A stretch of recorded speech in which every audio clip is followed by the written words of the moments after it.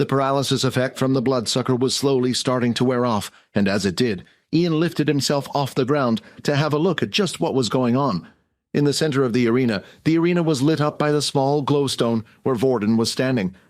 As the bloodsucker lifted himself off the ground, he pulled the metal object that had been lodged into his shoulder and dropped it onto the floor. Rack! Instead of going in straight for an attack and charging in, though, the bloodsucker dug its claw into the wall and started to climb upwards. "How are we meant to see him now?" said Vorden. "It's too dark and the beast can attack from anywhere." He lifted his hands and started to crumble up each of the chairs into several metal spikes, all looming above his head. The other spears that were targeted had managed to penetrate him, going through his body and sticking him to the ceiling of the dome. However, the hole marks that could be seen in his body quickly healed up. "This thing, why isn't it dead yet?" Vorden said. Its eyes were slowly adjusting to the light that had surrounded Vorden, and now it could see the spikes as it left his side. The bloodsucker continued to move forward, avoiding each and every spike thrown at it. Then, when it was close enough, it swung its claw out. As it took a step forward, though, it felt something sharp pierce into its foot. As the beast looked down, it was another metal spike. It looked in the distance and noticed that Ian had managed to recover. Suddenly, though, tears started to fall from the little one's face.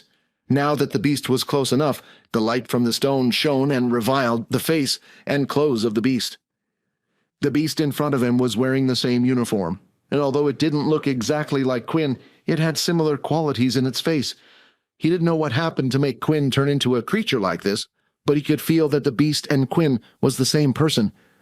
"What are you doing?" Ian shouted. "Kill it!" Ian then pulled out his trusty dagger, ready to attack. But when he looked in front of him, the beast had vanished from his view. The next second he was staring up at the ceiling, with his back on the floor. Then when he looked down at his body, his legs were now completely detached from himself, blood pouring from them. The bloodsucker then dragged the top half of Ian's body away into the hallway out of the arena, afraid that the other person might disturb its meal.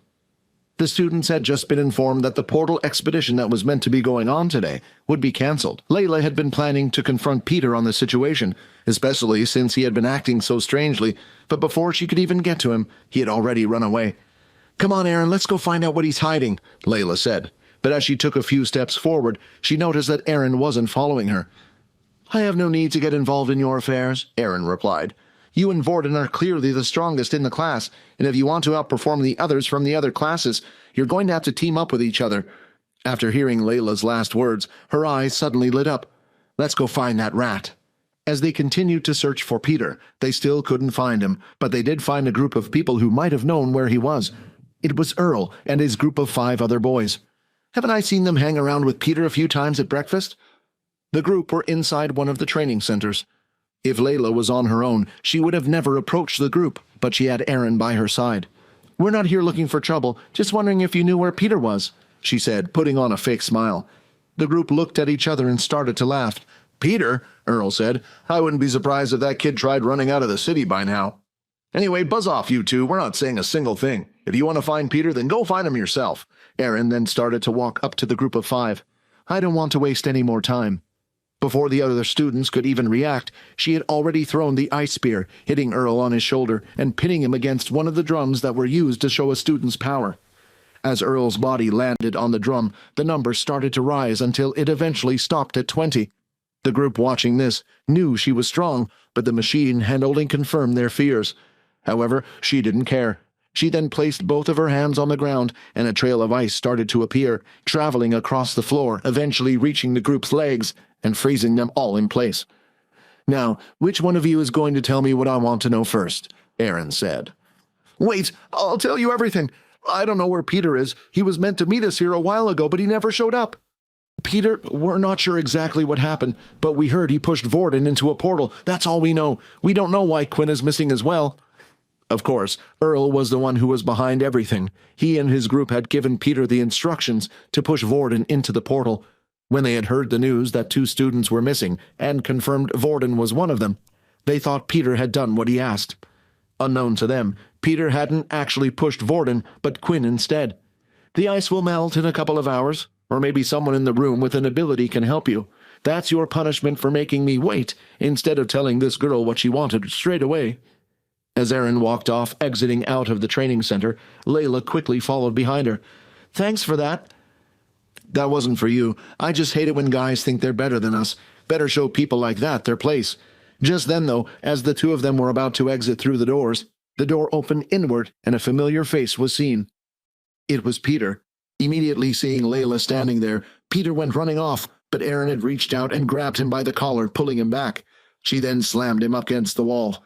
Before he could even think about running away again, she placed her hands on his and started to freeze him. "Peter, tell us the truth. Did you really push Vorden into the portal?" she asked. "What are you going to do, hit me?" Peter replied. "Because trust me, I have already had my fair share of pain. Whatever you plan to do to me, go ahead." Erin then started to form a small little needle-shaped ice pick in her hand. "Really? I'm sure there are a few places I could stick this in which would leave you wishing you'd kill yourself." "Peter, I thought they were your friends. You know, every day Quinn would ask about how you were to me. Why didn't you just tell him, or even just tell us what was happening?"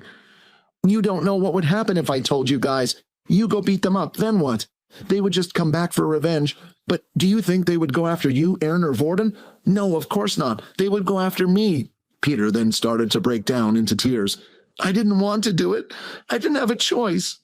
Layla had clenched her fist and was ready to punch Peter in the face. Seeing Peter's tearful face, she dropped her hand down to her side.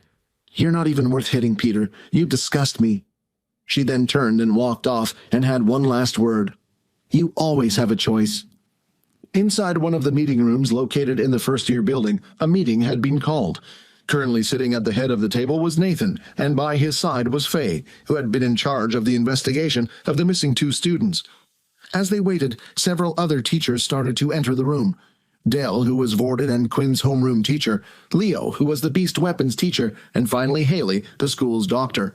"Faye, would you please inform the others of why they have been called here today?" Nathan asked. Faye then stood up with a report held in her hand.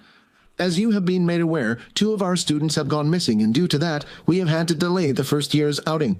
However, if this was a simple missing persons case, we would not have called you all out here today." Faye then pressed a button on her controller, and a hologram appeared, revealing a certain planet, and around it there were 2 moons. "The missing students seem to have entered into a portal, but not just any portal, a red portal. How or why, we do not know, but one of the students was Vorden Blade, an original from a powerful family. The mission is not to bring him back alive, but to at least bring his body back. That way the family can say their goodbyes, and it should calm down their anger." "What about the other student?" Leo asked. "The other student is not a priority. He goes by the name of Quinn Talon, a weak level 1 with no family, or an orphan. There is no need to worry about him." "Do you know where the portal leads to?" Haley asked. "As you can see in the diagram, the red portal leads to an abandoned planet named Pyoletic. It was one of the very first planets the human race had ever created a shelter on. It was safe for the most part, but as the place was filled with weak beasts. However, that was until a year had passed and nightfall had come. Beasts stronger than we had ever seen before came and attacked the shelter. We had no choice but to abandon the place," Faye explained. "This is why we have called you 4, Nathan said as he stood up. "The 4 of you will head out through the red portal immediately. Don't worry, our latest reports say that the beasts that attacked the shelter have long since moved on. The place is mostly filled with Rataclaw scum and the odd intermediate beast here and there." Dell slapped his fist onto the table. "Why should we risk our lives for a couple of students who may have just jumped into the portal themselves? Would you like to be the one to go to the Blade family and explain to them why their son has died and gone missing? How, even though we insisted on these watches to keep track of where they are, we still weren't able to keep an eye on them?" Nathan said. "This is an order, not a request." Meanwhile, Layla was still worrying over Quinn. "Don't worry too much," Erin said. "If Vorden is with him, he will protect his friend." But she was more worried that Vorden might be used as an emergency ration during the trip, more than anything.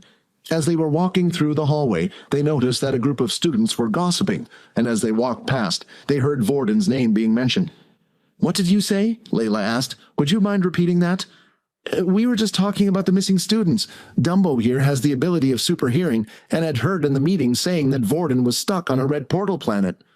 "Do you remember anything else? The name of the planet, if another student went with them?" Erin said. Yeah, they said the planet's name was Pyoletic, and they said something about Quinn being there as well." Layla then got out of Dumbo's face and immediately started rushing towards her room. "I'm sorry, Erin, I've got to run somewhere. Thanks for all the help." Layla had rushed off towards her dorm room as quickly as she could after hearing about what planet they were on. As she entered the room, she locked the door behind her and placed a chair on the handle. Her roommate luckily wasn't in at the moment. She then bent down under her bed and pulled out a small little box. As she opened the box, a circular black sphere-shaped ball was inside. She then tapped the top of the sphere, and a clicking sound was heard.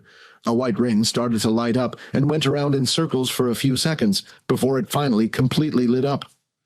Agent 83, what seems to be the problem? A voice said from the ball. Is it to do with the mission? I have found someone who will be of great help in our cause. However, it appears he is stuck somewhere. Would you be able to check if there are any agents on a planet named Pyoletic? Layla asked. Give me a few moments. I'm afraid all our agents have left that planet a while ago. Is there anything else I can help you with? No, that is it, thank you, Layla said. Then may I wish you luck in your mission. May Pure be with you. May Pure be with you, Layla replied. Hi, Quinn here. Wondering what happens next?